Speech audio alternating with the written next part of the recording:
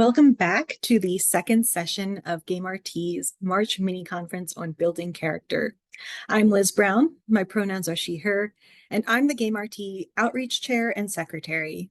I'm also an instruction and outreach librarian here in Colorado. This session will run from now until noon Central Standard Time. It is being recorded and live streamed onto Twitch. All recordings of sessions will be available on our Twitch channel after the event. Copies of the slides for presentations are linked in the conference group resource doc, which will be linked in the chat. This session, we have 3 presentations followed by a question and answer session for all presenters. If you have questions for the presenters, please let us know who that question is directed to and use the Zoom Q&A function. If you've never used the Zoom Q&A feature before, please see the note about it that will be dropped in the chat. If you're watching on Twitch, our tech team will snag your questions to add to the Zoom Q&A. With all that said, let's get started. Our first presenter is Nicole Celic with King Pangnapa, a video game about librarians made by a librarian. Take it away, Nicole.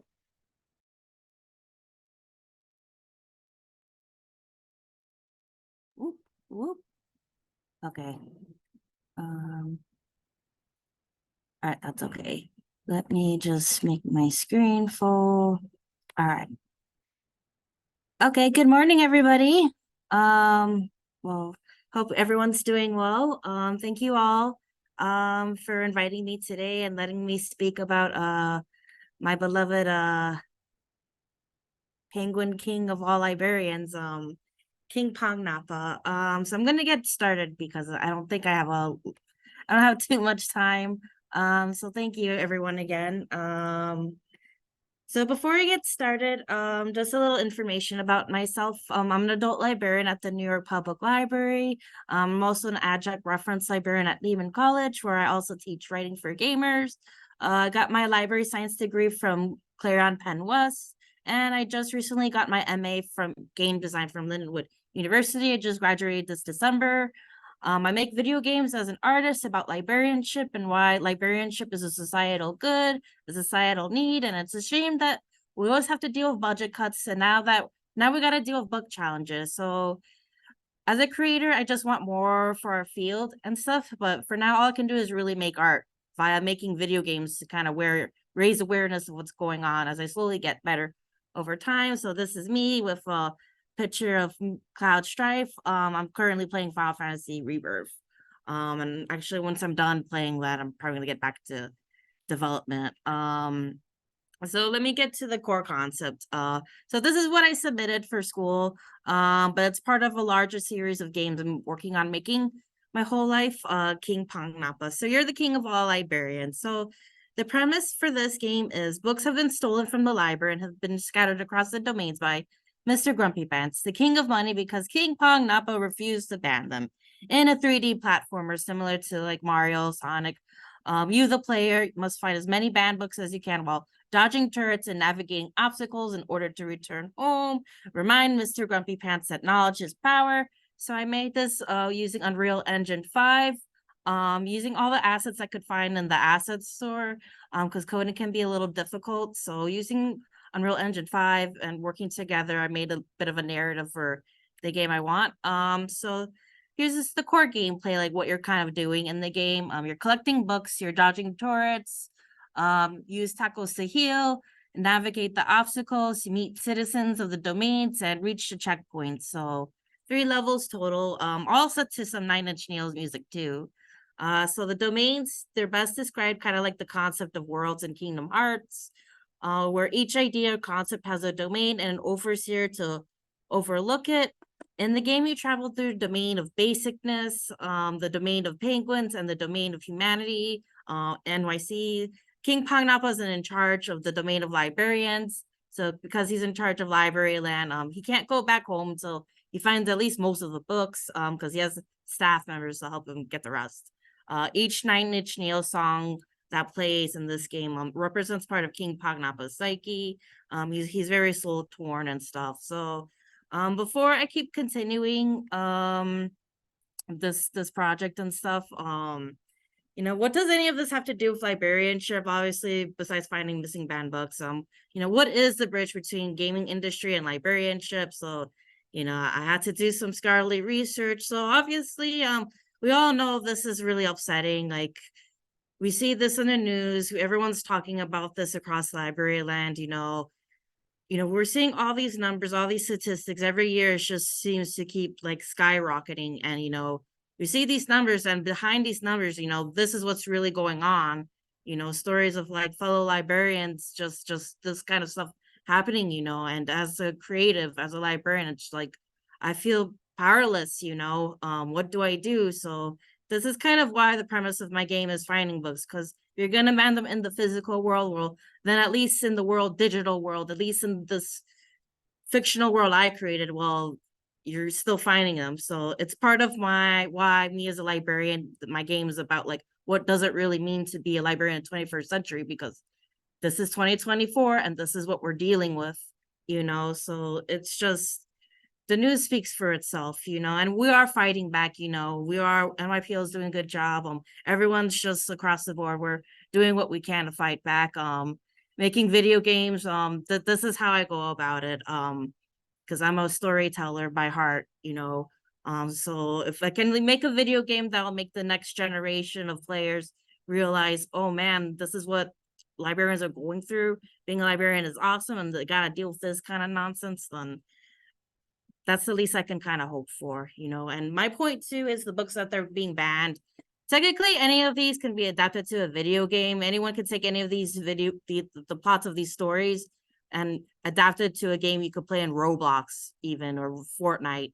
It's very doable. Of course, the copyright, legal stuff you got to do first. But honestly, if any really fancy company really wanted to do this, if Capcom, Epic Games, if anyone really wanted to do this, they can't adapt any of these into video games. So if you're gonna ban them on the books on the shelves, well, your kid's probably gonna still just play on Roblox anyway. So that's my kind of argument that I'm trying to just say here. But also, besides current events, though, too, there's tons of scholarly research about like librarianship and video games. Hold on. There was a study about 10 years ago. So despite video games increasingly becoming a part of educational settings, they still need to be better understood. 2017 national survey was conducted about video games with more than 1,000 librarians participating. So it was a mix across the board. So the first and secondary barriers to implementing video game programming include a lack of funding, training, and staff, and a need for more understanding of video game literacy from the administration or colleagues. These barriers make it difficult for librarians to implement gaming for their patrons, leaving patrons who may want to enter the gaming industry and could benefit it with their talents, but with no way of entering it from their local library, especially, if they're from an underserved community, that they can really make the next great Metal Gear Solid, but they don't know how to go about it. Because the gaming industry is just a lot of like gatekeeping, a lot of roadblocks, and then just learning about this is kind of difficult too. So this is from Abrams and et al. Okay. Yeah, so I made my game with Unreal Engine. So that's why I was kind of hoping with King Pangnapa he can be a bit of a bridge. And some more of the literature reviews. So yeah, the MLS program. So while everyone's in library school, we could discuss video games as a course. Elkins and Hollister conducted a survey where instructors included gaming content had more experience with gaming, while MLS instructors who excluded gaming related content had less experience. Those who excluded gaming but had an interest in including it cited that more opportunities to learn about it, such as the professional development materials experience, such as conference workshops, course modules, or best practices guidebooks, might encourage them to do so. So there is a push in library school for this to be a thing. In another study, Burgers and Wallace discovered that traditional methods of teaching librarians reference skills must be adapted to reflect online learning platforms. The authors decided to use investigative video games as a medium instead to teach librarians the intuition, metacognition needed in reference transactions. So this in another study, they basically had some video games where that helps with like learning the skill set you need to do in order to do reference well and stuff, and that there is interest in having it incorporated. But for now, like There just needs to be a better roadmap.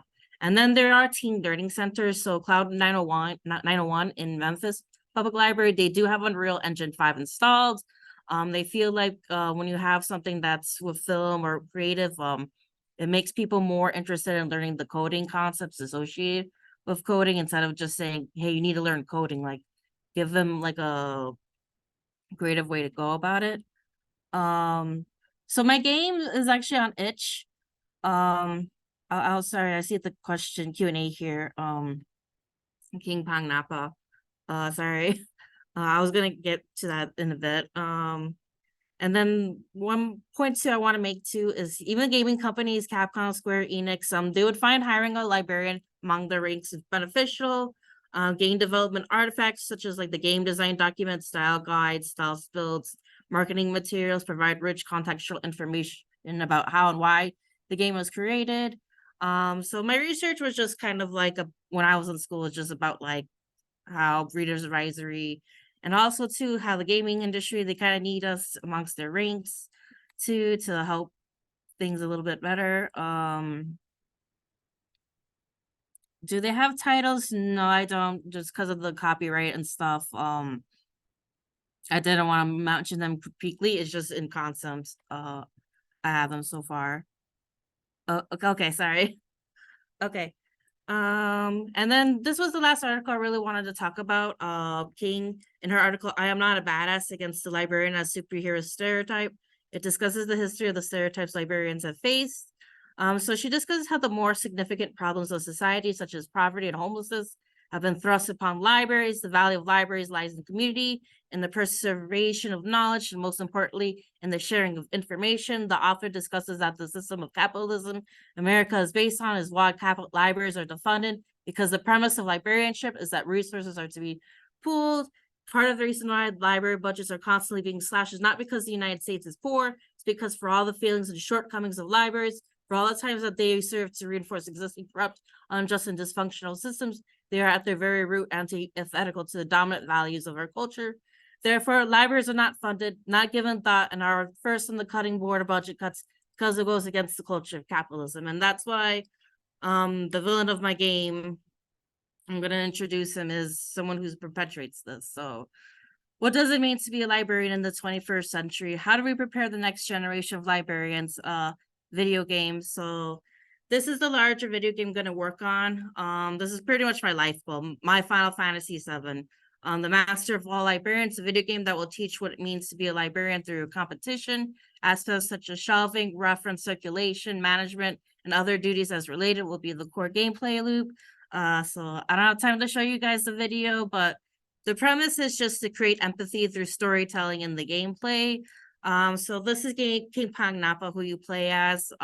He's an immortal 6,000-year-old penguin who was banished from the domain of penguins when his lover died. After opening up one of her books, King Pangnapa meets Biblio, the great library genie, who can grant library-related wishes. Immediately, he meets the library gods who suggest he become the king of librarians in his lover's place. He learns the ways of librarianship in the Bronx, where I'm from, where he is then sent back 6,000 years in the past, so he knows what he needs to archive. So all this time, he's just been silently archiving humanity's books and memes before war vanquished him, or before the book banners decided to come to the branches. That's been his job pretty much, just to protect all the books throughout history. And now here's the main villain, Mr. Grumpy Pants.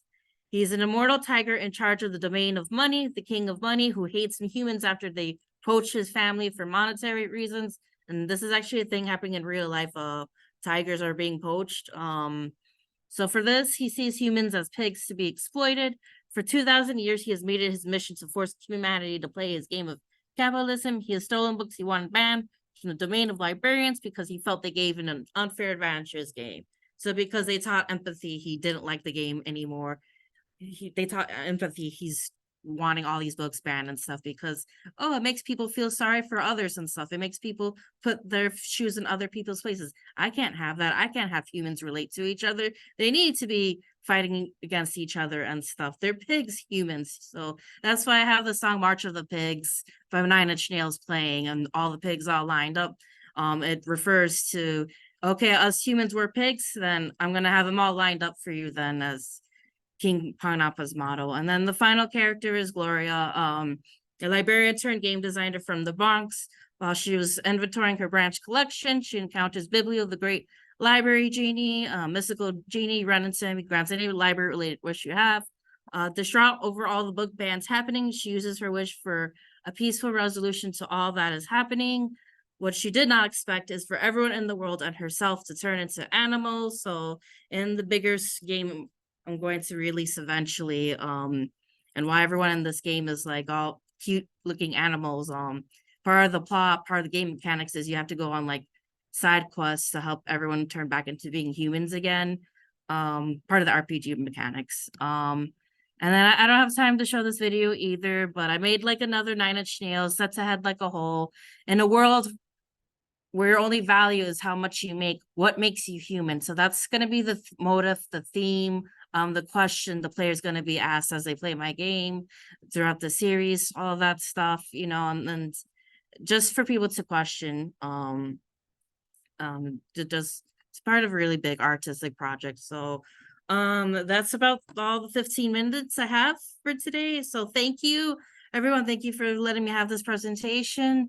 You can follow the project at King Pangnapa on Facebook, Instagram, and TikTok. I don't have a Discord yet. Otherwise, you could follow it on kingpangnapa.com. The game so far is playable on itch.io. Others I have some make code arcade stuff I did as well, but everything's on the website. And that's pretty much it for my presentation. Thank you, everybody. Thank you for sharing with us, Nicole. Our second presentation is by Evan Fruehauf, World One-on-One, Leveraging Video Game Tutorial Design for Library Instruction. We're ready whenever you are, Evan. Awesome. Let me go ahead and share my screen real quick. Awesome. I think everybody can see that.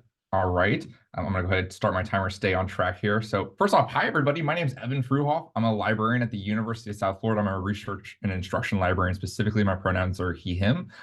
Today, we're going to be talking about World 1-1, leveraging video game tutorial design for library instruction. There's a lot in this. I've got a lot of content I'd love to share with you guys today. So we're going to dive right into that.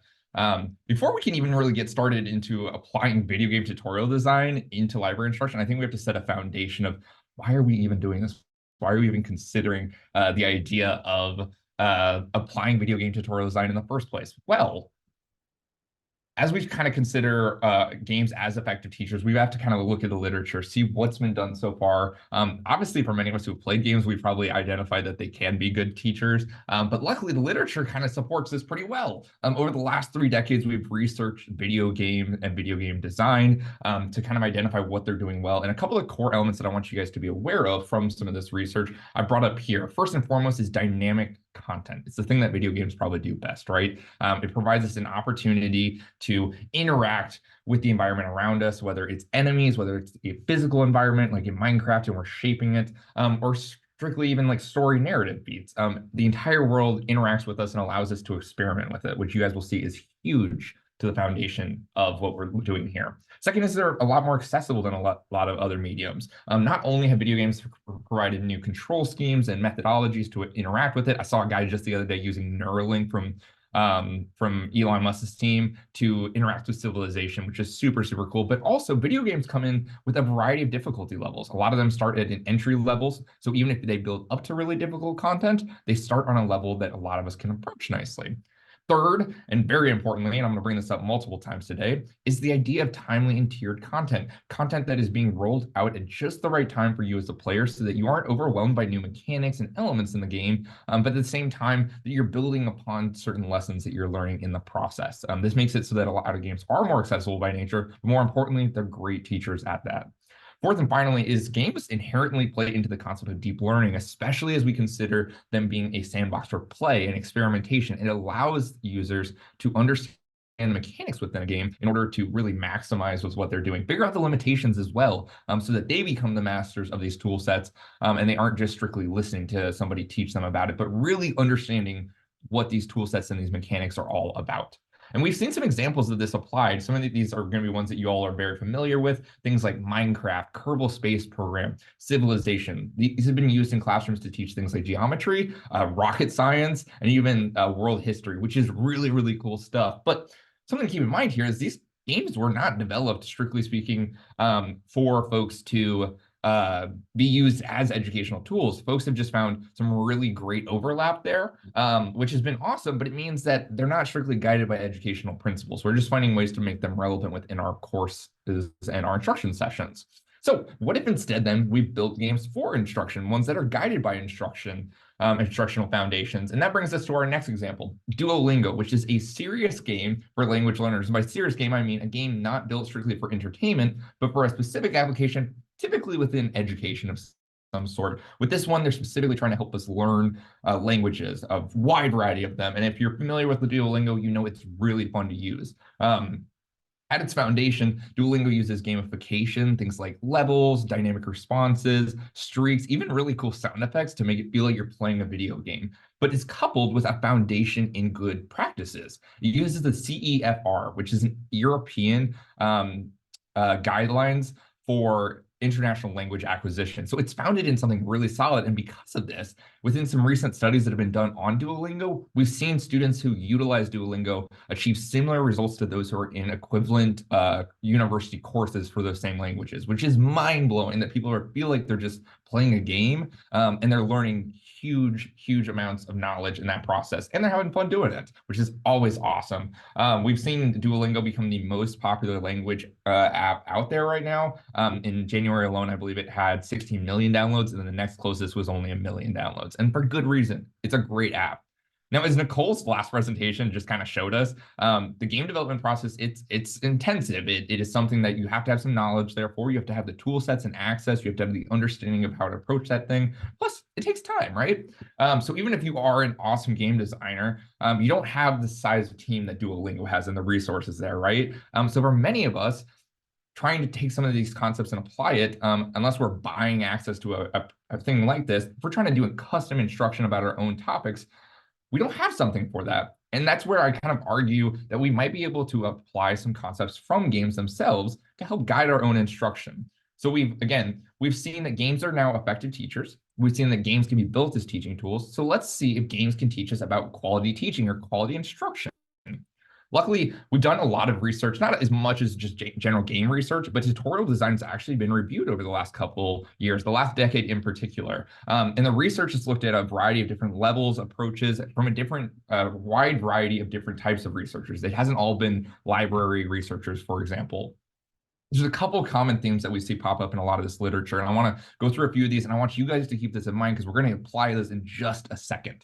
First and foremost is explicit design versus implicit design. This comes down to, are you holding someone's hand through a level? So for example, the more recent Pokemon games have been really criticized because in the first few hours, you can't really go off and run off on your own and just interact with the world. You're really more pressed to a very hand-holdy approach that has lots of prompts, lots of instruction, but it makes it though that if you're a brand new gamer, you have everything you need to learn how to play this game. On the flip end is implicit design, games that don't really guide you through a traditional means of instruction, but more so through implicit design language in the game that naturally guides you to where you're going. Some great examples of this are The Legend of Zelda, Mario, a lot of arcade games do this. It is very intentional. And this is coupled then with the idea of simple games versus complex games. And you may say, as we kind of understand this of like simple games as like more straightforward games with lesser mechanics, not necessarily a bad game.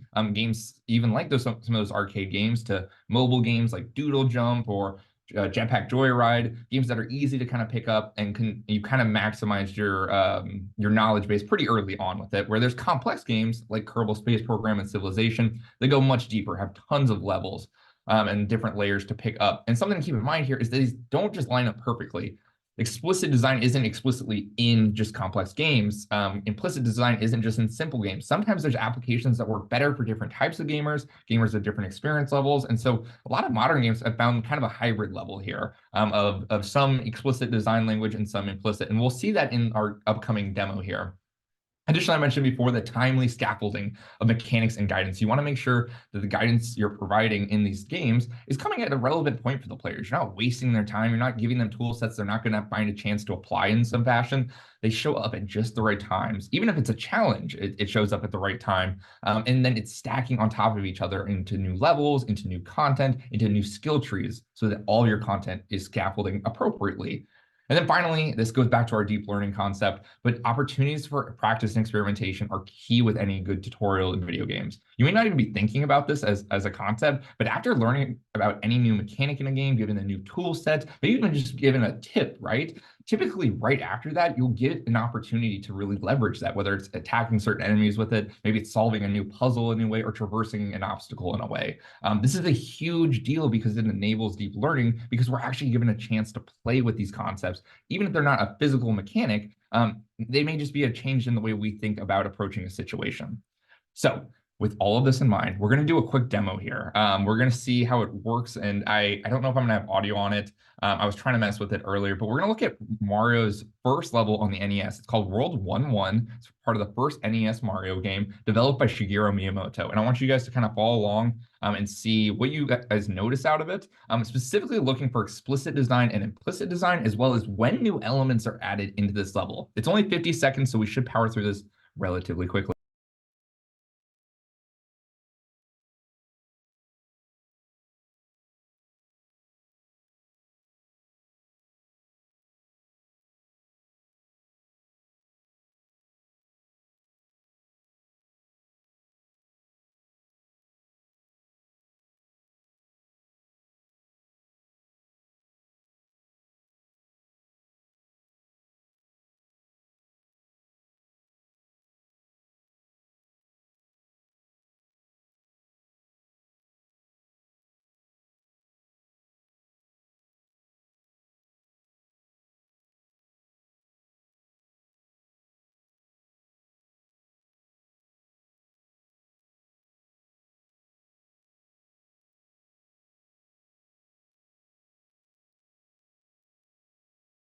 Awesome. So while that was a rather speedy run through of that level, it gives you an idea of kind of the content there. And you may not have noticed a whole lot there. You may have just said that's a Mario level, Evan. And that's totally fine. We're going to look at a mix of both our content there, considering some of the stuff we were evaluating before, as well as an interview from Shigeru Miyamoto himself from Eurogamer in 2015 that looked at this level. It's kind of seen as like a gold standard for tutorial levels, especially for implicit design. And we're going to kind of look at that.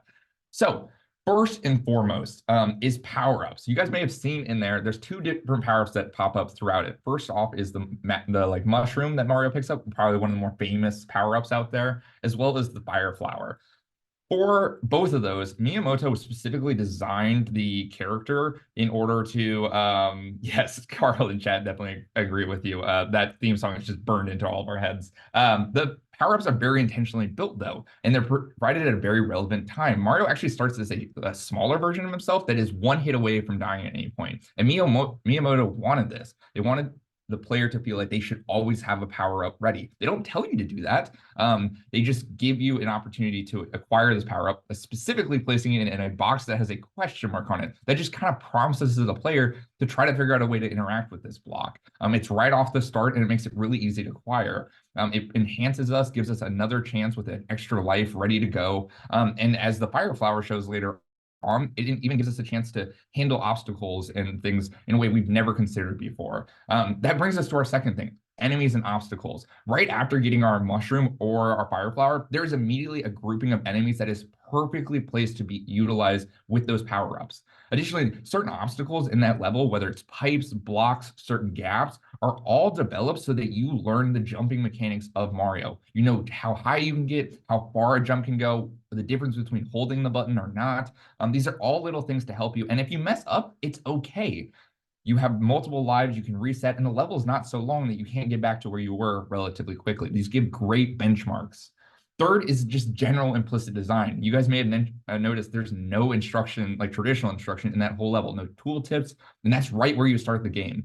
It's simple by nature in gameplay, but there's a lot of layers of complexities to Mario levels, and it's really, really important to understand that this entire level was designed with that intention, to just give it to another player and let them start playing it. And if they make mistakes, it's okay. There's a learning curve and there's ways that they're going to figure it out just by playing the game, which is awesome. And finally, I love this final point here.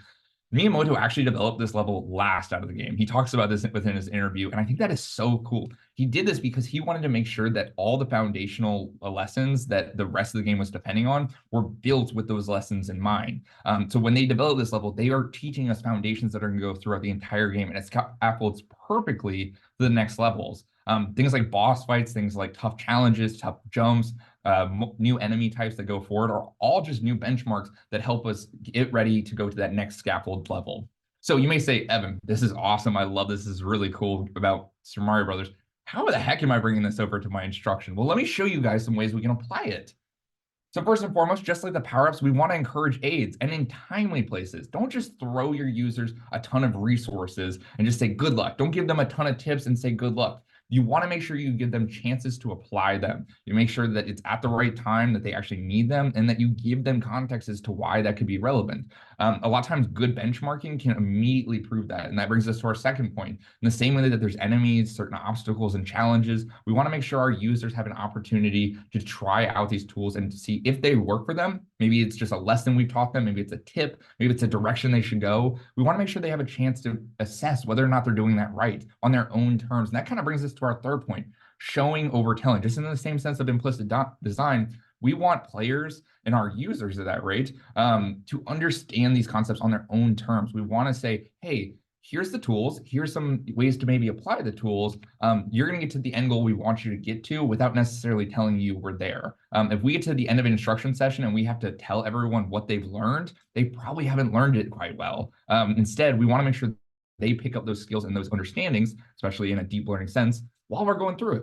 And then fourth and finally is long-term goal oriented. We want to make sure that whatever we're building towards in our instruction, whether it is library goals, institutional goals, or our own instructional goals, that every lesson we're providing is built from a foundational level that will stack on top of each other towards our end goal. It'll make it so that our learning makes a lot more sense, both to us as an instructor and to our users. And as you guys can see, this is just one instruction level. This is only one session, one level to consider here. There is hundreds of video games with totally different instructional styles that I think are worth for us to consider because, like I said, not all of us are pros at programming. Not all of us have the time, but there are good lessons in here. And I think it's worth every one of us as we play a video game to consider, my timer, what we're doing right and wrong.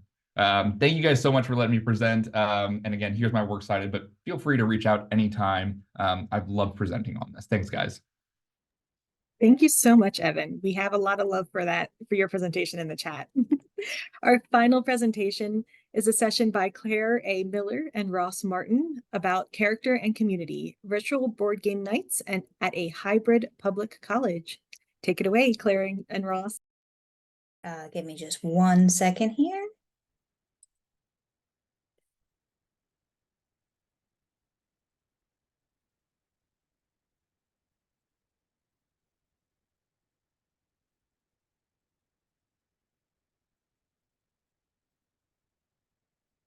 All right, we should be sharing our correct screen. You look good. All right. All right. Let me move myself out of the way so I can see what's going on. Beautiful. Well, welcome everyone to Character and Community Virtual Board Game Nights at a hybrid public college. I'm Claire A. Miller, reference and instructional librarian at Seminole State College of Florida. Yeah, hi, and I'm Ross. I am also a librarian at Seminole State and lifelong board game enthusiast. So just so we all have a shared image in our heads as we talk about what we did and how it fits into the literature of board games, our virtual board game nights are a 2-screen production. We use Zoom, that's the left-hand screen here that you see, to video chat with students and each other. And the right-hand screen is a platform called Board Game Arena. Here, we're playing a game called Q-Birds. So in 2022, in-person programming was starting to come back again to the college libraries, but we knew that a large portion of our students were still taking classes online, about 60% of classes, as a matter of fact. So how could we offer programming to mirror what we were doing on campus to reach these students? In addition, our brand new first year experience course required students to attend 2 college events, and we really wanted to meet the need for more online events. We're also an open enrollment institution, so we have a very diverse group of students. But Ross and I had played virtual board games during the pandemic, and we both enjoyed it. Well, it's not the same as an in-person game night. It was fun, so we decided to give it a try. So we started looking at the literature to kind of explain what we were seeing and experiencing there. And one of the first things we centered on is the fact that humans are kind of hardwired to play. I mean, I might even argue that all animals are, hardwired for play. That's why we buy cat toys and things like that. But games have been played as long as humans have existed. There's evidence from thousands of years ago of board games. So like, we as a human race, we just find games fun, whether you're a gamer or not a gamer. Like, there's an immersive experience that goes on with gaming that everybody seems to enjoy. And a lot of this literature centers around the social connectivity that comes from gaming, and that's kind of what drew me to board games in the first place, right? Is like, all the games are driven by the players. Everybody participates. Everybody's sharing this experience with memorable moments. And you start to develop this shared vocabulary. We talk about the state of the game and the different elements that are going on with the themes. And it really does create these bonds with players. And we found this idea that, when we're playing games, we're having fun. And when we're having fun, we feel really safe. So when you're feeling safe, it gives you a lot of freedom to experiment and try new things and be creative. And it's okay to make mistakes because there's no real consequences. Like, the worst case scenario is maybe you don't win, right? But that's part of this growing experience here. Is like, we're taking risks, we're trying things, and we're seeing if we fail or succeed. And when we play cooperatively, that even lessens the risk. I mean, it gives you more chance to fail because everybody's working together against the game, and we're collectively making the decision. So it kind of encourages you to try new things. Now, my favorite aspect of this comes into the critical thinking elements of gaming. Every game is a learning experience, right? You're learning rules, you're learning mechanics, you're seeing how everything fits together. And this is where a lot of the critical thinking that I've learned in my life comes from. Learning how to manage money and apply probability. And when we're playing these games together, we're playing these strategy games, we always try to talk about, like, hey, this is how this theme is representing the mechanics, and this is how we're going to apply what we learned in those classes to make our goals achievable here. So, and I really do believe that's what made me a good critical thinker. So because our virtual board game nights are based on physical board games, we found some articles that explicitly compared the 2 modalities. As Ross mentioned, we play games because they are fun. And the literature notes a few specific types of pleasure, which Ross has already touched on. But there are also some disadvantages to virtual board games. The largest of these are the aesthetic and kinetic pleasures. You can't physically touch the pieces or manipulate the game. You can't experience the tactile aspects of the game. Board Game Arena does a great job of preserving the visual aspects, but rolling the dice is inherently more satisfying than just clicking a button.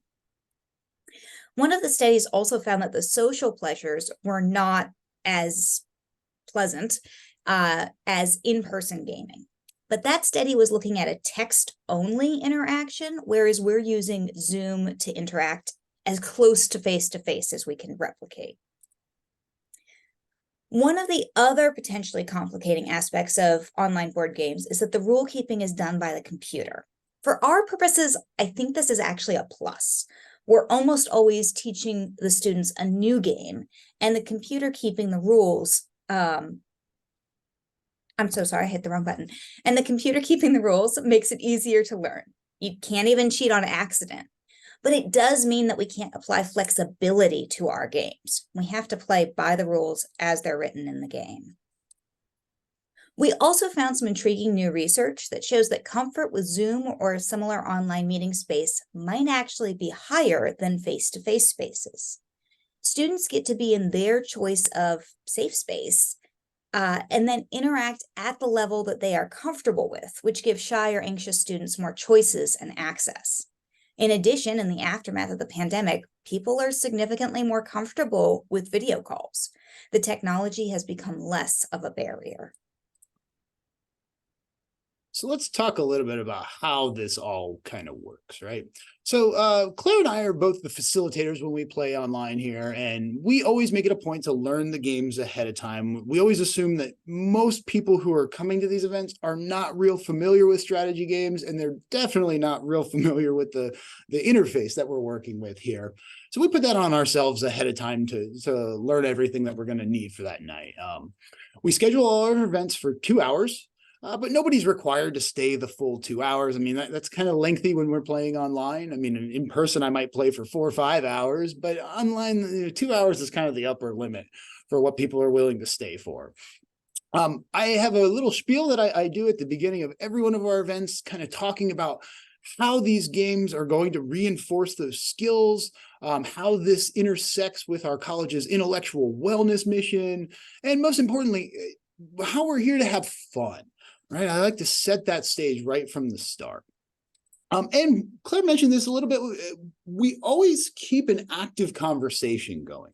Part of it's just the table talk that comes with gaming.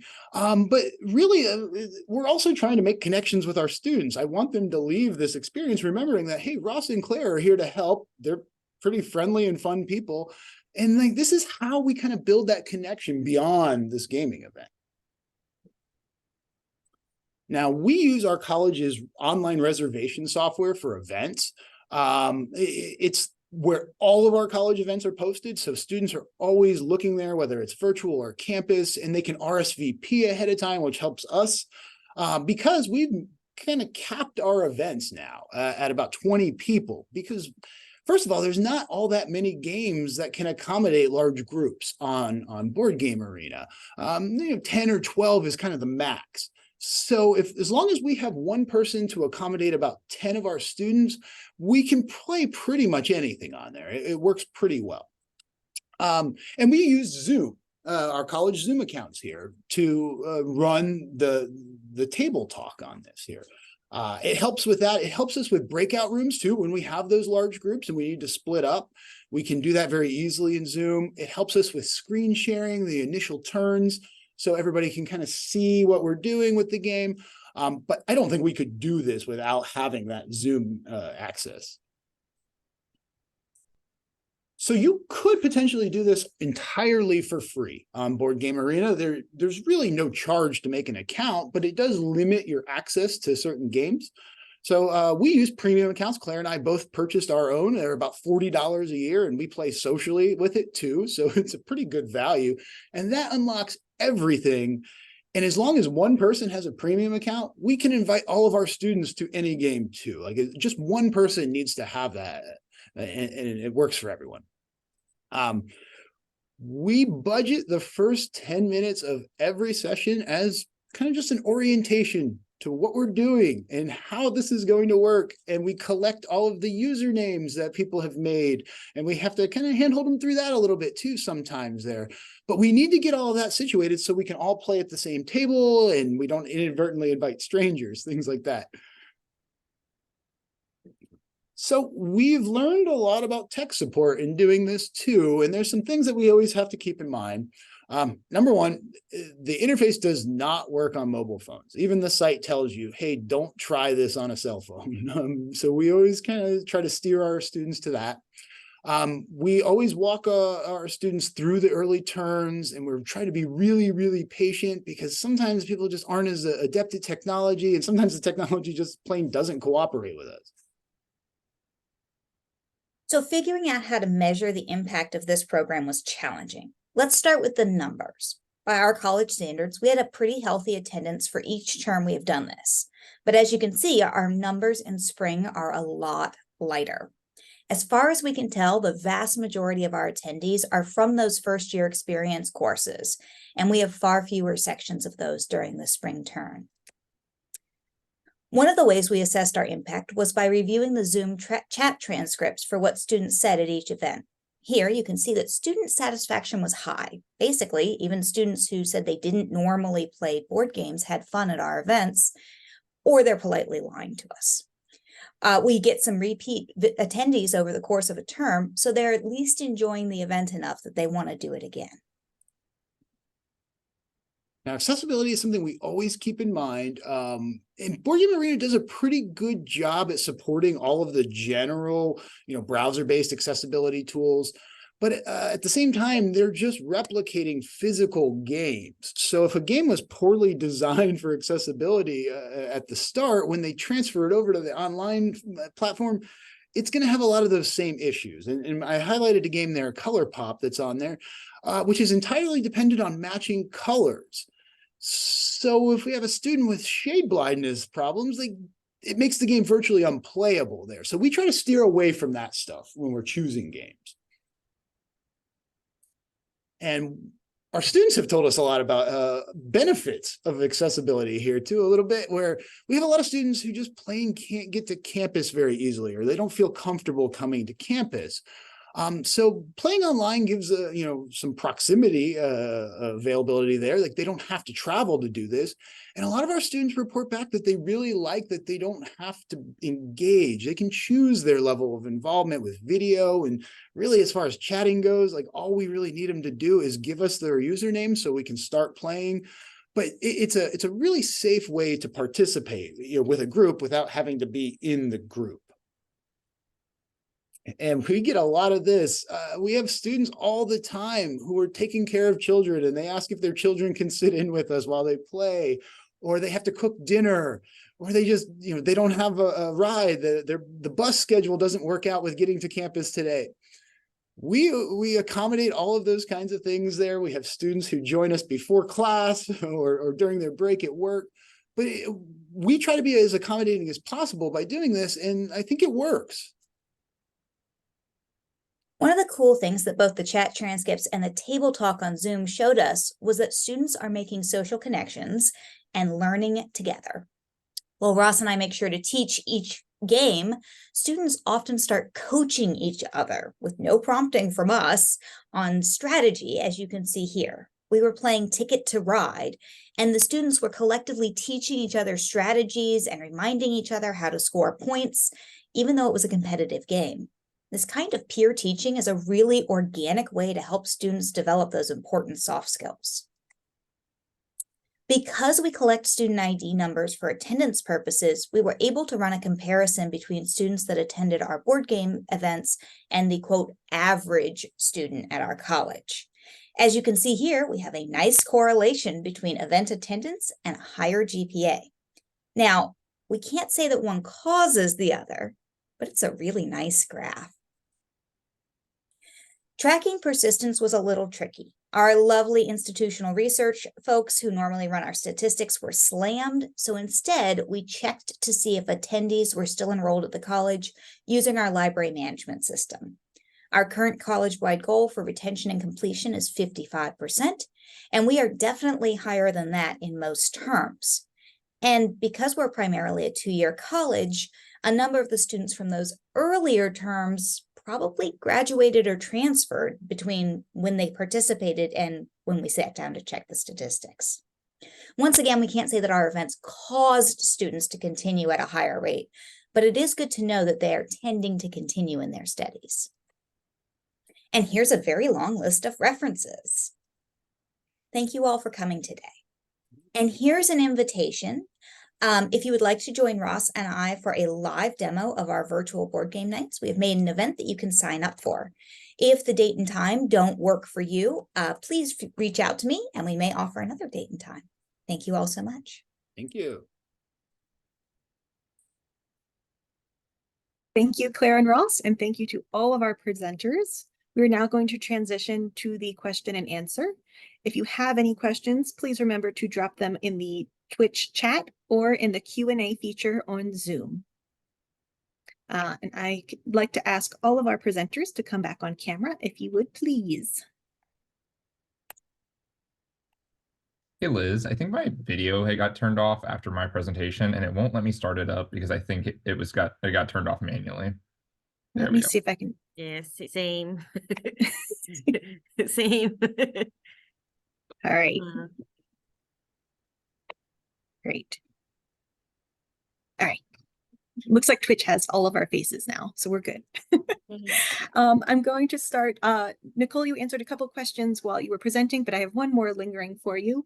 You mentioned using Nine Inch Nails songs in your game. How did you license those songs, and was it a difficult process? All right, so I consider it as fair use because it was a student project. I was still technically in school.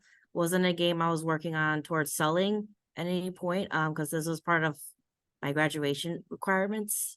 So yeah, eventually if I'm gonna release the game on Steam or just like on consoles, gonna have to say goodbye to my beloved Trent Reznor. But as a student piece, as something I was just working on, if say any gaming company like saw it, whatever, like they kind of need to know this was like the angst that was kind of going on in my head while I was working on this project. Just really just Trent Reznor's journey. I was living it throughout the creation of King Pangnapa. Like that was me. Every day is exactly the same. Into the Void, just all the music and just everything. His music just touches my soul, so that's why it's part of it, and why King Pangnapa.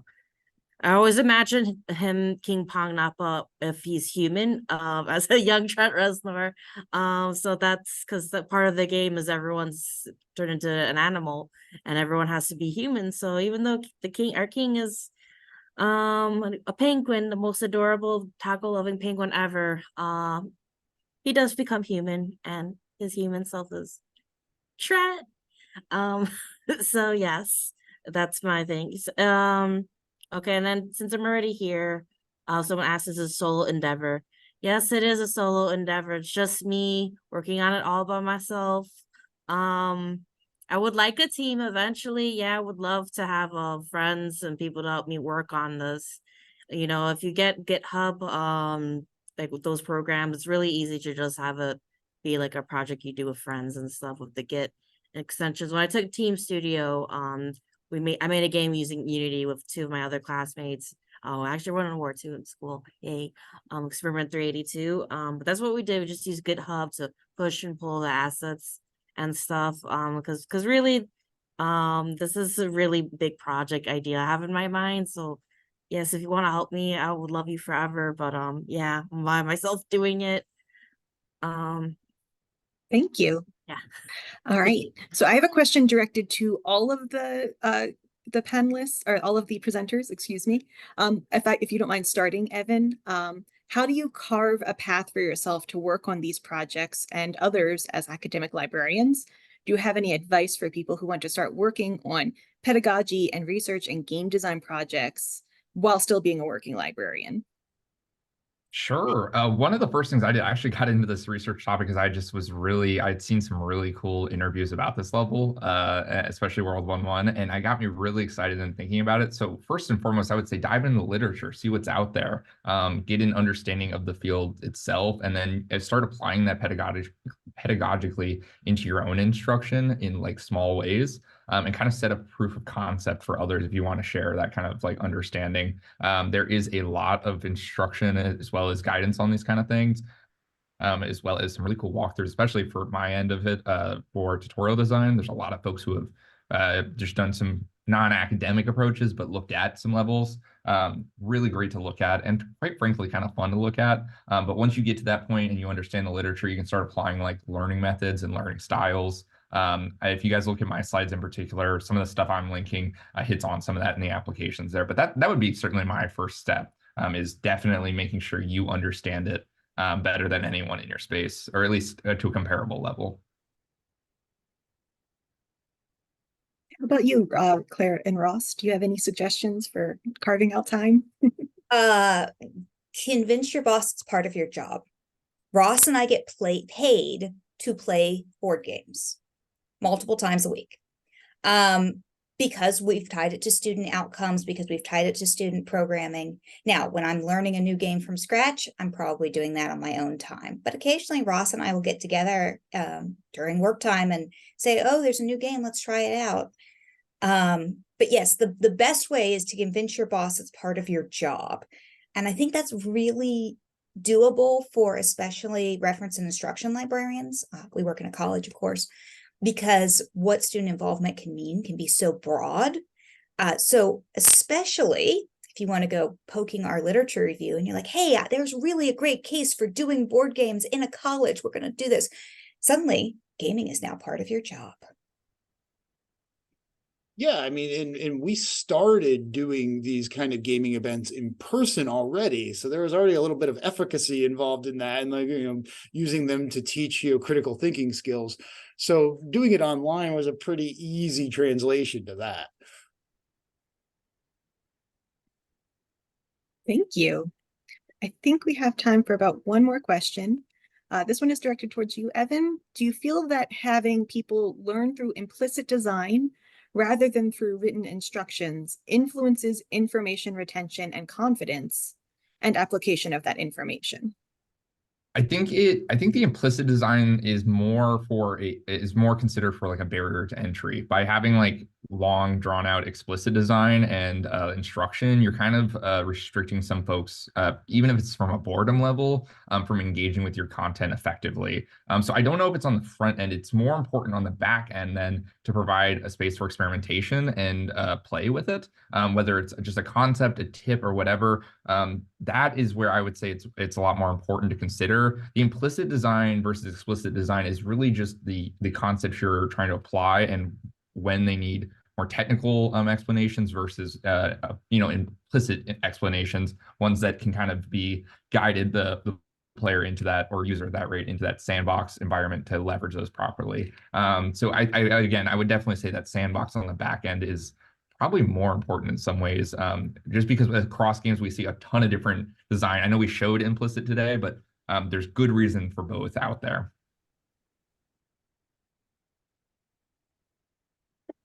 All right. Well, thank you all so much. We appreciate you giving your time and expertise to us. And thank you to all of our audience members who have joined us. We are going to put a link in the chat so attendees can give feedback to all of our presenters. It is a short 4-question survey. We are going to have an hour-long break for lunch shortly. And then until we are back, you can check out our Discord or resource documents. Links will be posted for that in the chat as well. And we look forward to seeing you at our 3rd session at 1 o'clock Central Time. Take care, everyone.